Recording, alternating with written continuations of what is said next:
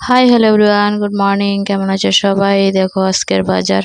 এই যে চিনি এনেছে, টমেটো লাল লাল, এই যে পটল, কিছু বেগুন, কারকল, আলু আর মাছ এনেছে। মাছগুলি কাটাই আছে, কাতলা মাছ। তো চলো ডেলি লাইফে ডেলি ব্লগ শুরু করে দিলাম। ভাত একদিকে হচ্ছে আর ডালটা একদিকে সম্বাদ দিলাম। আজ হাজবেন্ডের জন্য মুগ ডাল রান্না করছি।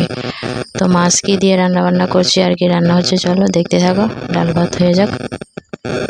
তারপর দেখো মাছগুলি ধুয়ে আনলাম, 6 পিস মাছ। আমি আর হাজব্যান্ড খাবো, হয়ে যাবে। আর এই কিছু দেখো কুমড়ো পাতা ধুয়ে আনলাম। তারপর দেখো এখানে আমি কারকল এই যে কিভাবে ভাজছি, দেখো হলুদ লবণ মিশিয়ে এভাবে মেশাচ্ছি আর কি।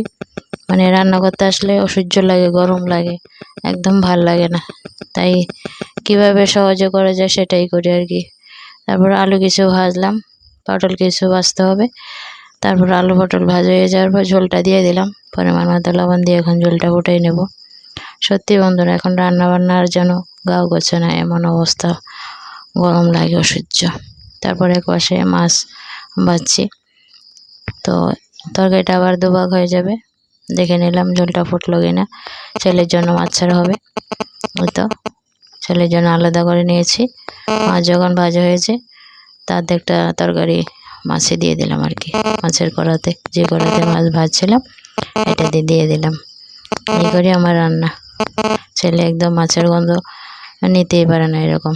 তারপর দেখো কুমড়ো পাতাটা ভর্তা করব, পেঁয়াজ রসুন ভেজে নিচ্ছি। তো ভেজে এই যে পেঁয়াজটা দিয়ে লবণ হলুদ তারপরে লঙ্কা গুঁড়ো দিয়ে এখন ভালো করে শুকিয়ে নেব, নাড়াচাড়া দিয়ে, জলটা যাতে পুরো শুকিয়ে যায়।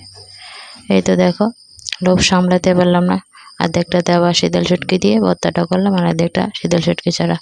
তো বন্ধুরা, এই ছিল আজকে রান্নাবান্না। ভিডিওটা কেমন লাগলো জানিও কমেন্টে। ভালো থেকো সবাই, টাটা।